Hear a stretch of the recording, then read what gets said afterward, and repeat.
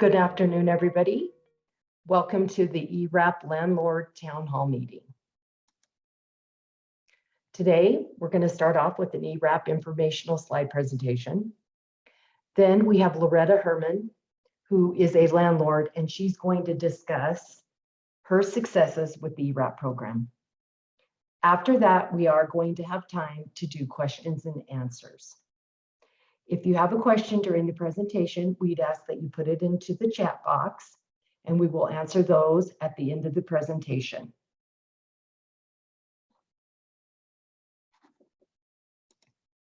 Okay, we're going to tell you a little bit about ERAP. The Wyoming Department of Family Services, with the assistance of the Department of Workforce Services, is administering the ERAP program. So far, Wyoming has approved $19.9 million to landlords, $3.6 million to tenants, and $1.5 million for utilities. It is predicted we will have enough funds to go through September of 2025. With that said, ERAP is not a permanent program. When the funding has ran out, there will be no more ERAP program. So who is eligible for ERAP? We need to have at least one individual or more in the home. They need to have a rental obligation, and that includes having a lease or some kind of rental obligation agreement. They need to experience financial hardship during the pandemic, and they can also demonstrate a risk of experiencing homelessness or housing instability, or they have an income of less than 80% of the area median income. What expenses are paid by ERAP? Up to 18 months of unpaid or prospective rent and/or utilities.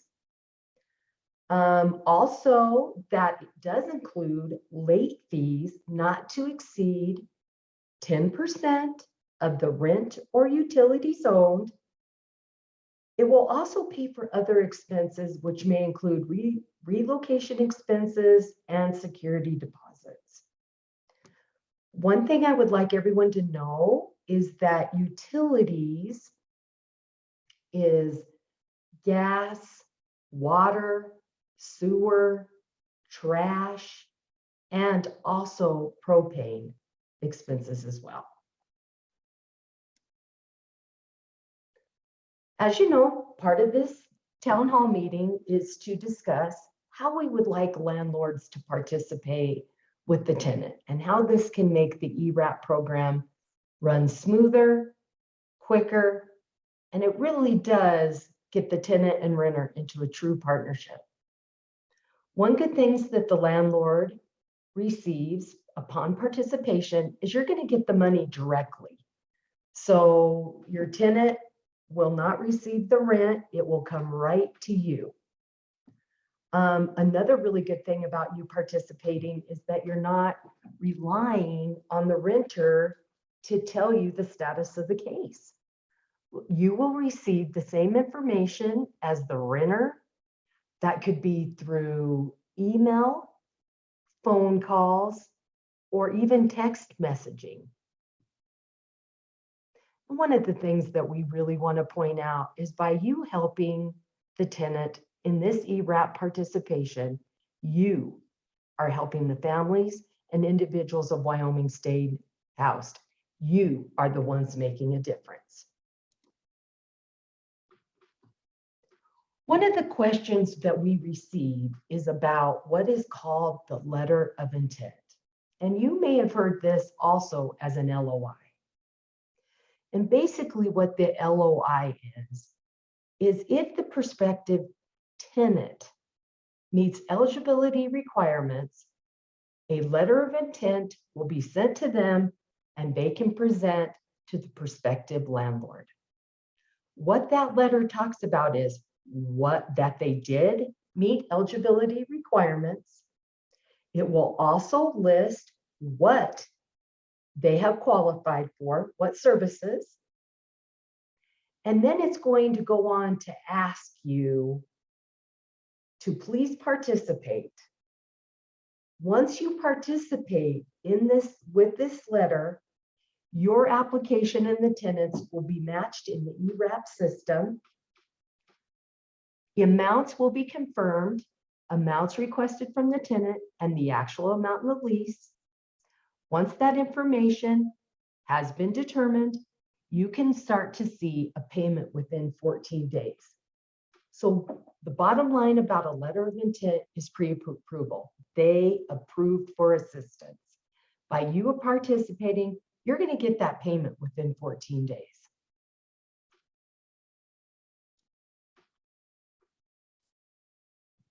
We'd like to talk to you about some helpful tips for completing the application process. The tips that we have listed below will help the ERAP process move smoother. Upon filling out the application, upload and label all required documents. This is going to help the ERAP team determine eligibility and determine that all the required information is in the application. Also, we ask that you check email regularly. Much correspondence is done, so it is extremely important that you put in the correct email address. We would ask that you would stop, double check that, and before submitting the application. This is going to save everyone a lot of time. Also, you may be getting ERAP calls. And if you are going to get a call, it's because they are looking for additional information or to determine more information on the eligibility. And you will see on the screen that on caller ID, if your phone has caller ID, the number is going to come up WYO housing. Some people that do not have caller ID will see a potential spam listed on their phone. The number attached with that spam is 1-877-996-3727. If you see that number on your screen, please answer. That is a representative from the ERAP team. And it might be helpful if you could enter that number into your contacts, so when you are contacted, you will see it is not spam. We are going to ask, if you are a property manager, that you provide documentation from the owner of the property authorizing you as the landlord. The reason for this is the property owner and the landlord must match on the county assessor's site. So it would be very helpful if, when filling out the application, you would provide proof who owns the property and why you as the landlord are participating. So if you could even get a document from the owners, appointing you landlord, that is going to save a lot of time in the system because the records are going to match.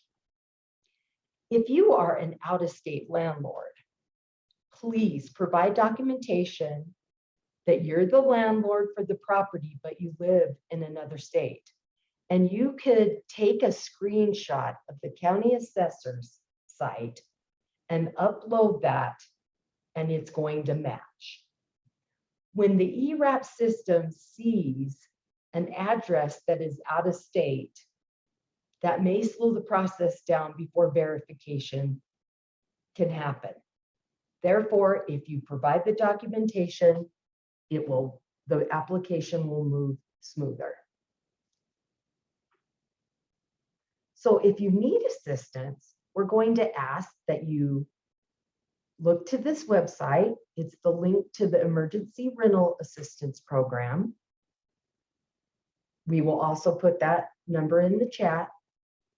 And of course, if you have any questions about the application process or concerns, you can call the ERAP call center.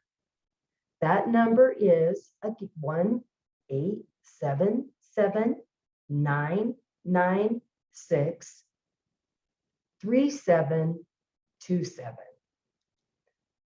They will be able to help you with your questions and or your concerns. So those are two areas where if you need assistance, you can look forward to. Okay, so that wraps up our slide presentation. And right now, we're gonna hear from Loretta Herman. She is a property manager in Evanston, and she would like to share her experience with ERAP. Hope everyone is having a great Friday. With being a landlord part of it, my experience with it is I have several residents, because I'm a low income property, that needed to apply or lose their job because we're a small town. It's hard to find another one really quick. So they do need to apply for assistance. With using this, it's a great program. It's easy for them to do. It walks them step by step for their side. With that, they do need to upload things. I kind of help with that with mine because I'll scan it and send it to their email, because not always they have it as a paper. They don't always have it as something that they can upload for their side. So in giving your residents a little bit of help, it actually helps you in the long run, because when you get your email to do your side of it, you just have to do your ID and then the lease that is the current lease.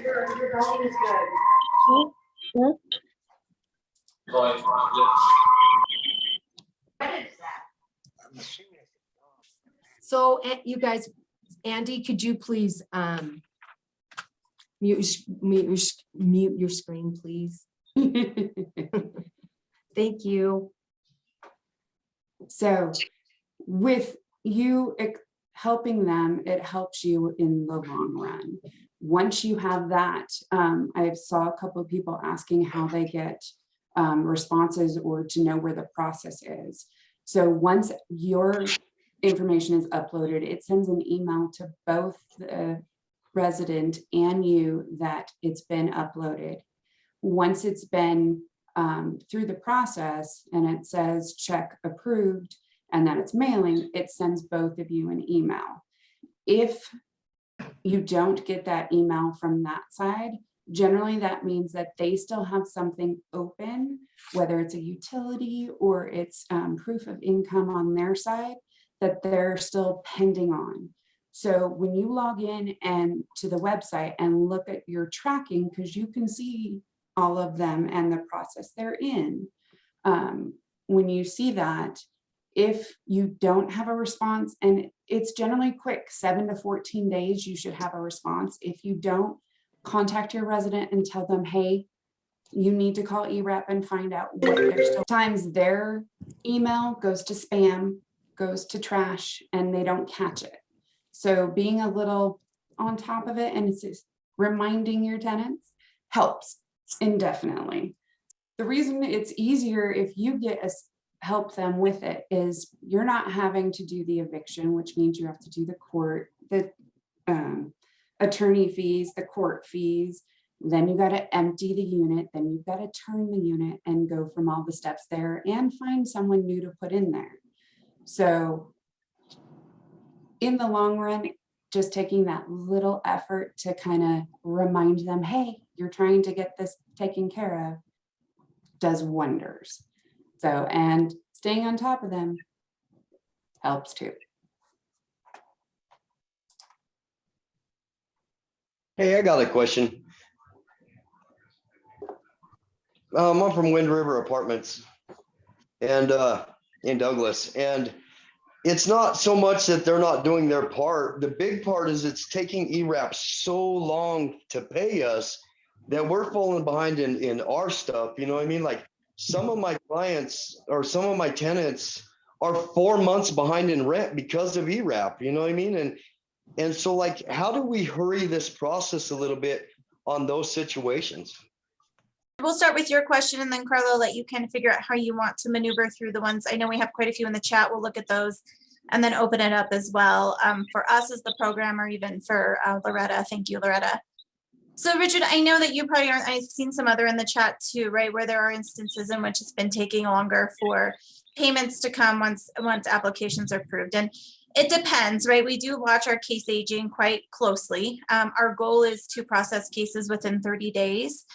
I will say we have had, we had a few months at the end of last year and then even early this year where we had some very large surges in the number of applications that we have received. We have a case management team that is actually done by an outside vendor. We work with them to staff up as we need, and we have actually added staff to that case management and application review team because we have seen actually our applications stay at a pretty high level, which we hadn't anticipated. So we have just recently adjusted for that because our goal is to get payments out. We don't want to put you as landlords or tenants in a worse position because it's taking a long time to get money out the door. So we are looking at those. I will say there are instances in which some cases are going to take longer. Some of those are when we don't have the required documentation we need up front. So there is some timeframes that go back and forth between us and the tenant.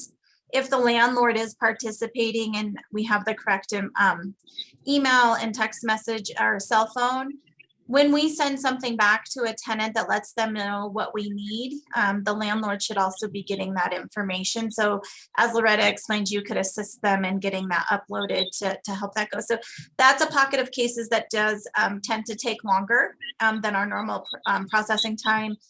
There are some other cases, and we'll talk about this a little bit, or we can, which in order for the landlord, if you all participate, we have to set you up. When I say we are through our fiscal team and the state auditor's office, we have to get you set up as a vendor within the state's payment system.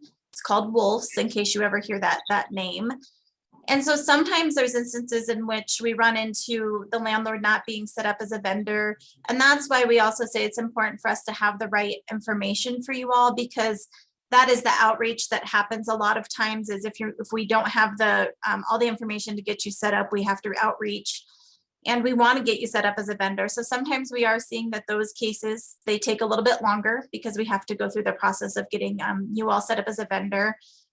And then there's another pocket of cases which we have, I don't want to say it's seen a huge increase, but as we've seen surges, we've seen more cases that require more attention. So we have cases that go into what we call a case investigation pool. And what that does is it as extra layers of review from the case management team. And that's to ensure when those payments go out the door, we can be as confident as we can be that they're not fraudulent. So in some of those instances, some of those that get red flagged are those that are cases asking for over $10,000. Those cases that are asking 12 months or more in rent. There's some around out of state landlords, and not necessarily around Wyoming, but further away, such as Florida or Texas. And we'll pay those. We just want to ensure that there's not fraudulent activity happening, because we have seen that. And so those cases that go through case investigation do actually take us quite a bit more time as well. I don't know, Richard, more than happy if you, and what we can do is we can provide in the chat. We actually have an email box here that our ERAP team manages. And so if you have a specific case, and this goes for any of you, I've seen quite a few in the chat. Sounds like you have some very specific cases you need us to look at, and we're more than happy to do that to see why they might be hung up. So if you would like, you could send us an email to that email box. That way we can look into it and be able to work with you directly to see how we can get that case moving quicker for you. Because again, our ultimate goal is to work cases within 30 days of them coming in. Okay, my other question would be, like, I've been on the phone for 2 and 3 hours with the call number, the call-in line, and it's a call center. And 90% of the time when I've been on, sorry about my kids, 90% of the time when I've been on the phone with them, they can't seem to get any answers for me, or they have to put me on hold to talk to this person. I mean, I feel like there should be a more direct line to somebody that knows what's going on, except for just a call center. Is there anything like that? Yeah, sure, Richard. And so actually, we just had this conversation this week. So we have worked with Deloitte, who also manages the call center. They're our vendor. With regards to ensuring that when you do call the call center, you can get the information that you need. We do understand this has come up in some other instances just in the last week or so, to make sure that they can answer your questions and you're not sitting on hold or not getting what you need and then getting moved around to others. And so we are working on that right now.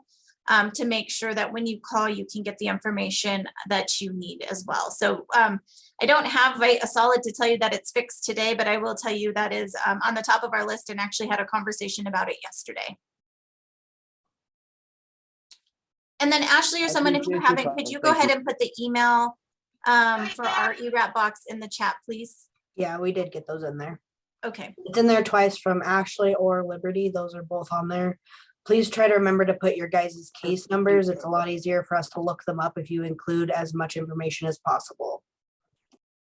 So I know there's a lot coming in, and so we are going to do our very best to get through as many of these as we can. Like I said, a lot of these we might need to work with you directly on so that we can do some research and work with the Deloitte team as well to get you some answers. But we have kind of noted, our team is doing a great job taking these down as we're going. So if it's okay with everyone, what I'd like to do is maybe we'll just start from the document we've created, which is starting from the beginning of this meeting and the questions we're getting. I will probably try to focus on the ones that I think are more general that will apply to everybody on this call, but please put your other ones in the chat. And if they're case specific, we will work with you guys directly on those. And then we'll open it up for those that maybe didn't put them in the chat, but also have some other questions. So the first ones I'm going to just go through it. Jay had a few questions at the very beginning saying, can you allow applicants to apply for more than one month at a time when they're behind more than 1 month? As you saw in Carla's presentation, Jay, a person can actually apply for 3 months prospective rent at one time. That's allowed federally. So they can apply for unpaid rent, but then they can also apply for 3 months in the future. They can only do 3 months, but they definitely at this point in time can do more than one. The second question is, I've had an applicant have their application bounce back for final review to initial view twice. So if you have specific cases on that, Jay, we would like to look at those with you to figure out what happened. I'm not sure why it would go from final review to initial review, so we definitely would like to take a look at those cases. Robin asks, if a resident moves out and we have been prepaid in ERAP funds, do we have to return the money? I don't have a solid answer on this. It's really, Robin, a case-by-case situation. In some instances, no, the landlord has been able to keep that rent, and in other instances, we have asked for that rent to be returned. So really those come down to a case-by-case situation, which we would work directly with you as the landlord on. If you have a case, Robin, please let us know and we'd like to work with you on that. So Jay says, how do they apply for more than one month? So Jay, well, they're in the system, and I should have said this when I asked what months they are requesting rent for. The system will allow them to request rent 3 months ahead of the month that they are currently applying in. So if they were in the application today, they'll be able to ask for the next 3 months of rent. Doug, if a 2-income family is reduced to 1 because of health reasons, does the program cover loss of rent?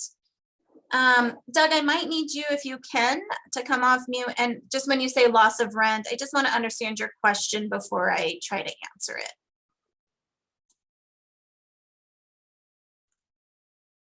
Yes, hello.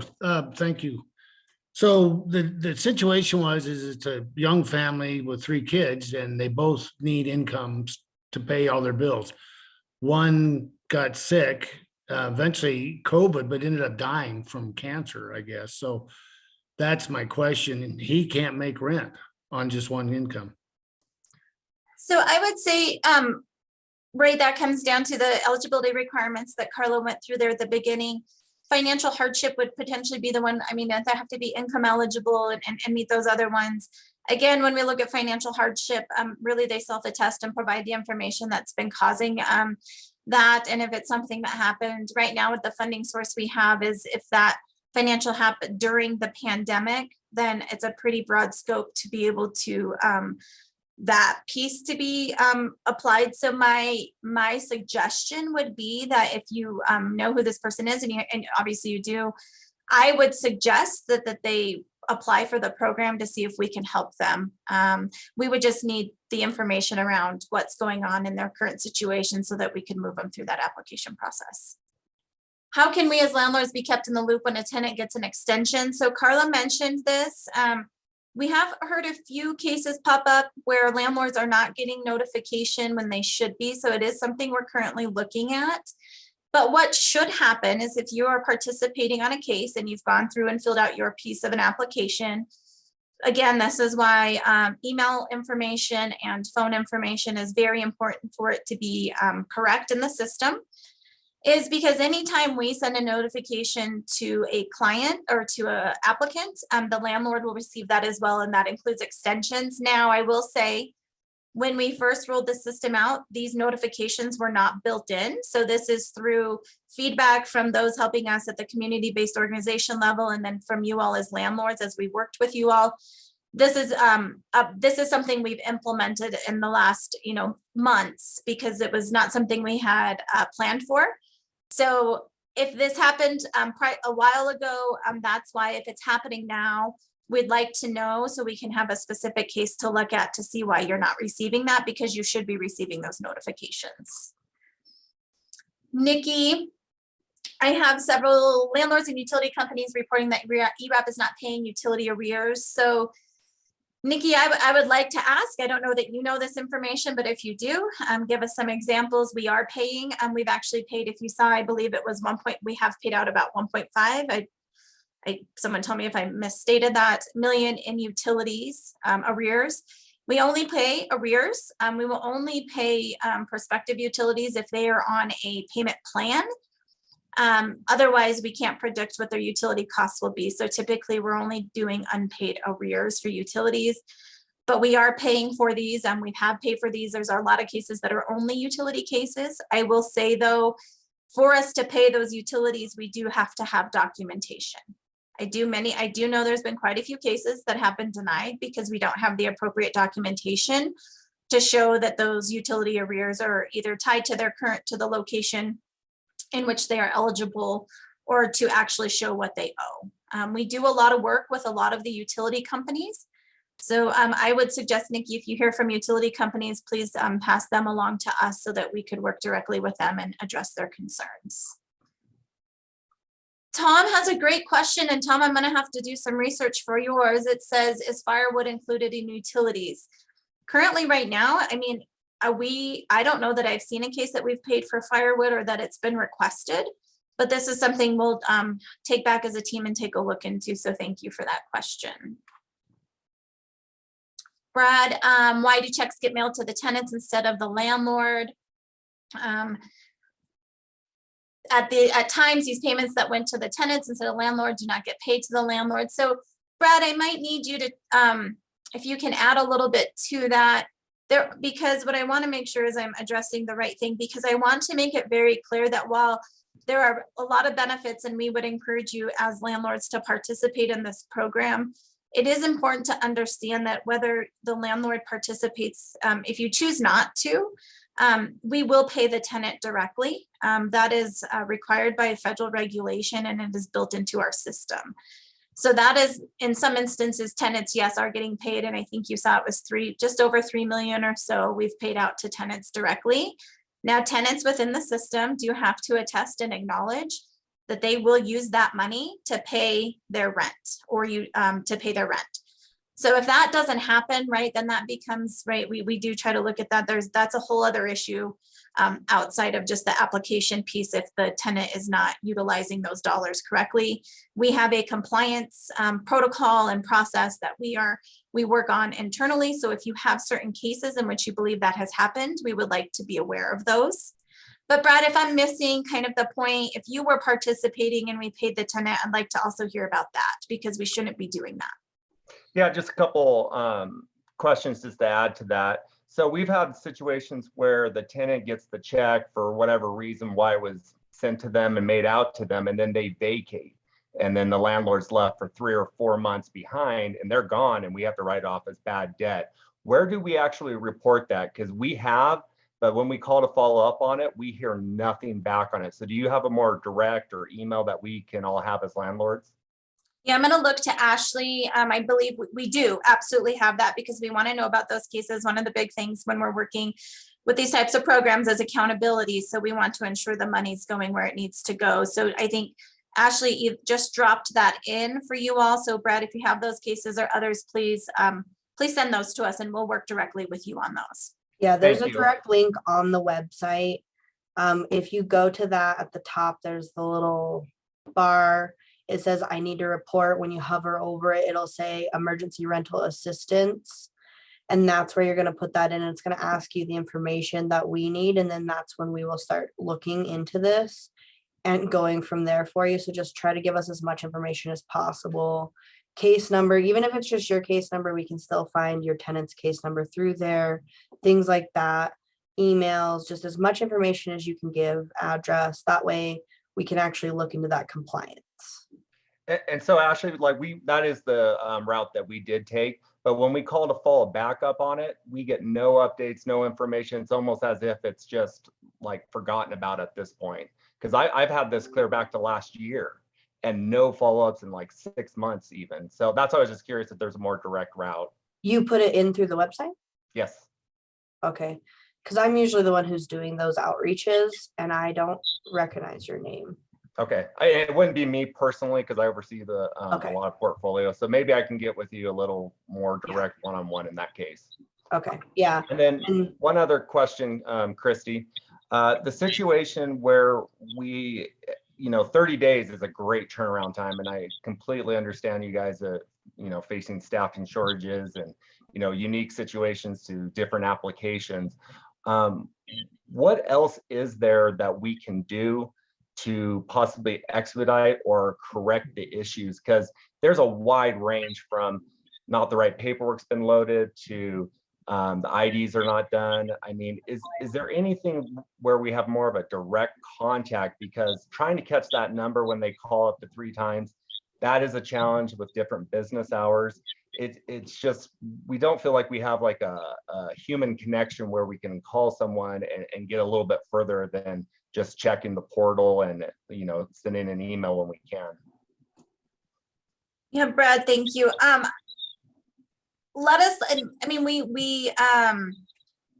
look into that to see if we can work to identify a specific, maybe route for you all as landlords. I know we do that with our community-based organizations who are assisting tenants in this application process. So if you don't mind, if I'd like to take that back, let us kind of think on that and see what we can come up with so that we can, obviously we want to be able to serve everyone that's participating in this program. But while we do that, I think you nailed it. In the meantime, it's just, you guys are busy. You guys have a lot of tenants in some situations, but any more ability for you to partner, be more hands-on with your tenants when they're applying is great. Just also know we have community-based organizations in every county who can assist with that application and those document uploads to really try to make sure that it's done right the first time to eliminate a lot of that back and forth. But let us take that landlord connection, one person back point of contact, and then get back to you all on that.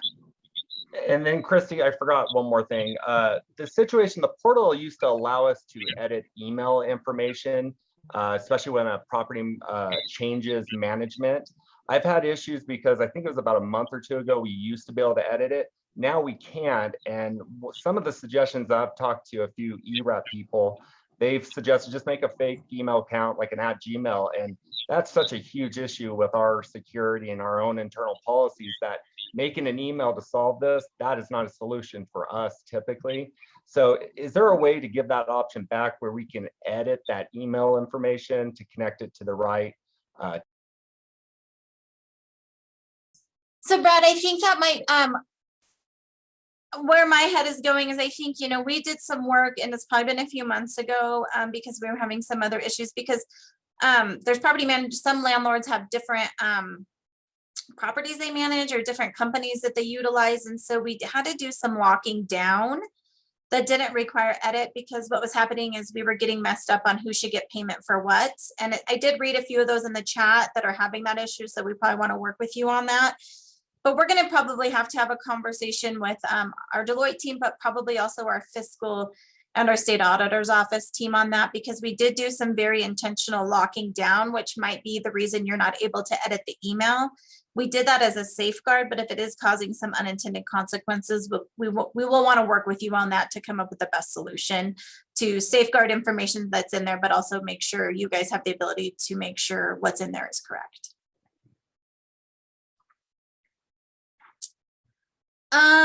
So Sean, I helped the landlord portion of my tenant's application February as to if they rejected or accepted. So Sean, I feel like that might be a very specific case we're going to want to work directly with you and your tenant or tenant on. So if you could reach out or just send an email with that specific information, we would love to work with you to get that figured out.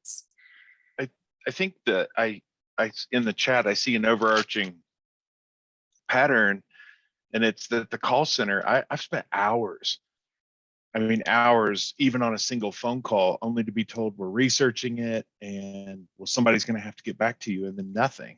And not being in the system and loaded, it's frustrating. My tenants have been threatened to have their utilities turned off. The only reason I took them and gave them the price break on the rent was because they were desperate. And I mean, they couldn't even pay a damage deposit.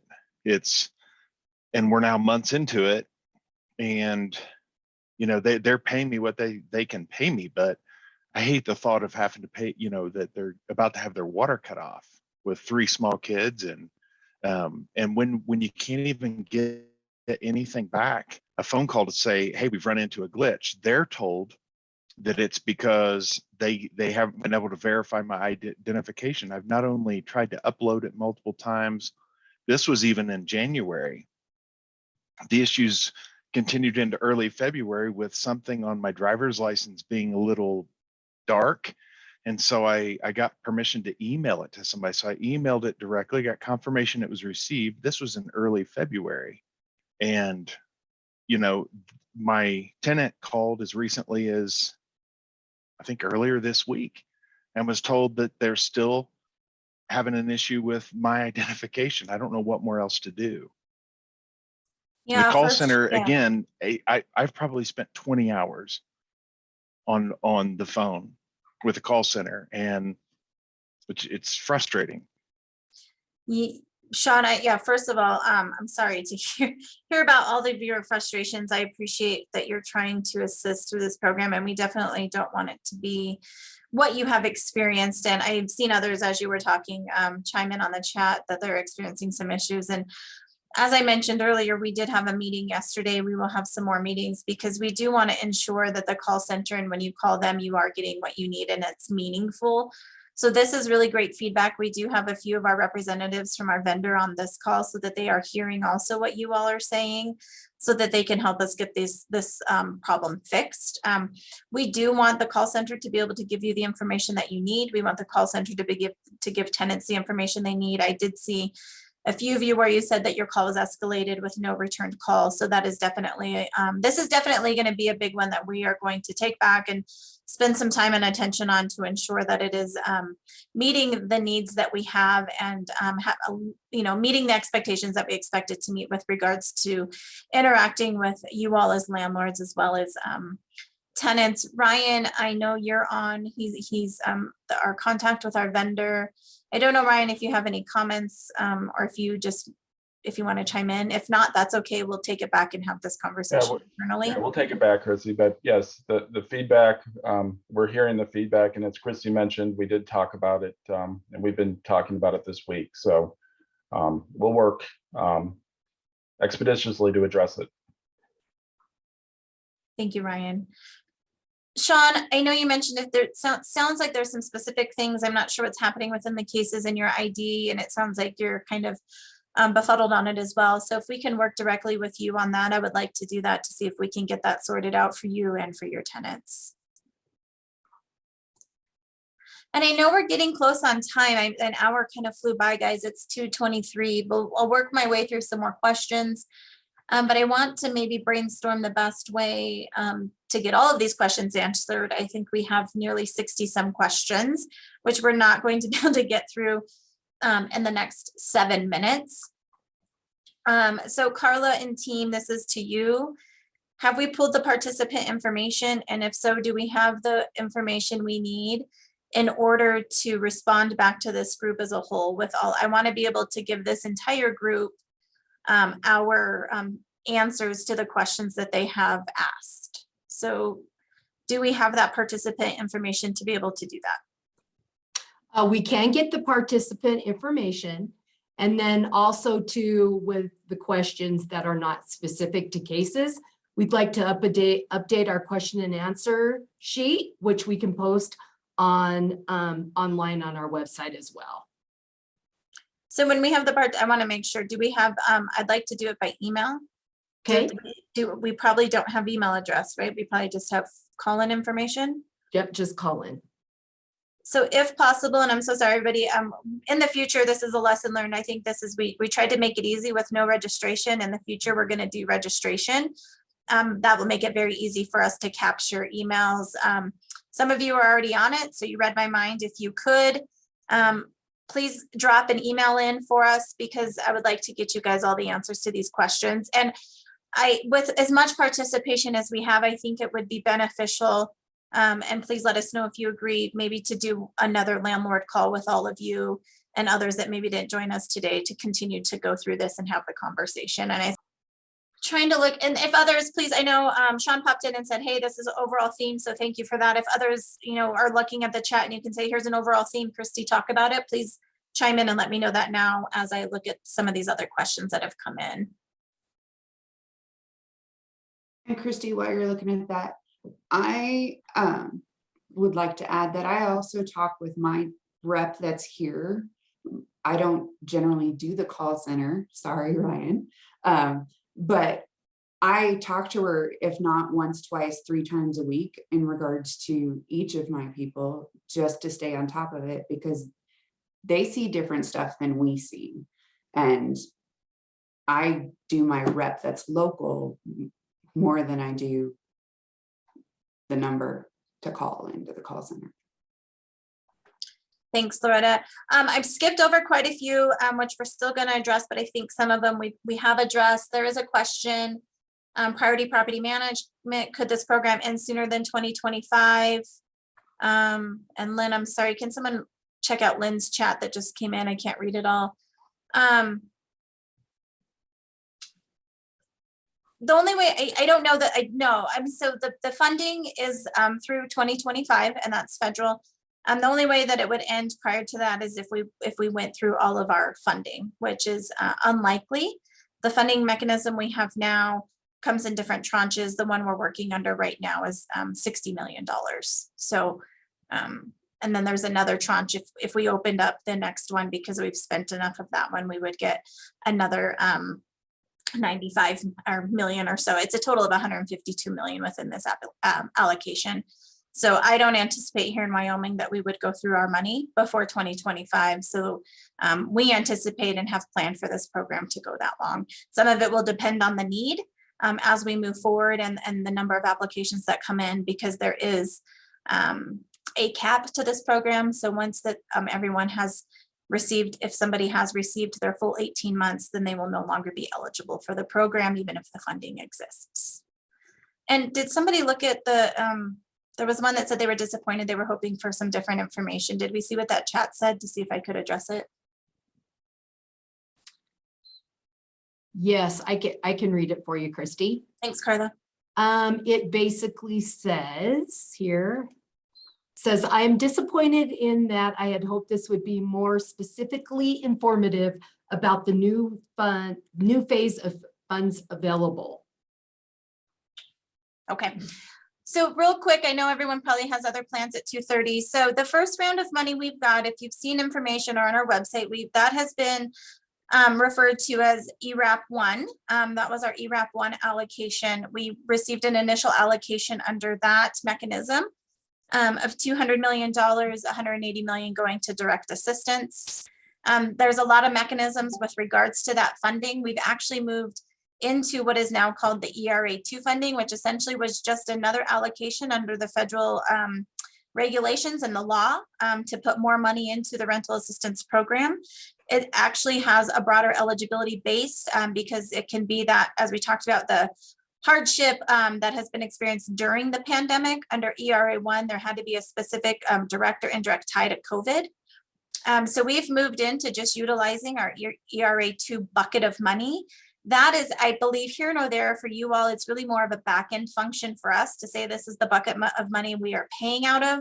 But it has opened up and broadened eligibility. So there potentially are tenants that were not weren't eligible when we were just utilizing our first initial round of money that could be eligible now because there's a little bit broader mechanism under the hardship and impact piece. So I don't know if that was what Lynn was getting to, but if it was or wasn't, I'm sorry. Hopefully it was. If not, we can address it as we have another call. Thank you all for putting your emails in the chat box. We appreciate, I love seeing that there's 140 people on this call. I know there's multiple of you in some of those rooms. So this is really great for, I think, us as a program. We want to provide you more education. We want to build a partnership with all of you. So we will work to do another town hall. We will probably schedule it to be a little longer based on the amount of questions. As a reminder, if you're still on, please, if you have specific cases or instances you need us to help you with, utilize that email box. We manage it. Ashley manages it every day. To Brad's point, if you have any compliance issues you need us to look at, please let us know about those. Also, please know we are working diligently on the call center issues that you have brought forward today, and we hope to have a speedy fix to that to make sure that your lives are better as you participate in this program, because we do appreciate your participation and we want to do our best on our end to get the funding out to you and to the tenants that need it, because we know that people are struggling right now. But we will create some type of document so that we can provide this to you. And as Carla said, we will work to update our FAQs based on some of this conversation. When we send you that email, we'll also send you that link so you have it directly and don't have to go search for it. And we look forward to more meetings with you all and continuing to building partnerships, as we know this program is going to continue for quite some time. So Carla, I don't know if you have any final words for the group. Yes, I just want to say thank you everybody for attending. This has really brought up a lot of good conversation, and very looking forward to several more town halls with you. So thank you very much for your participation and your questions.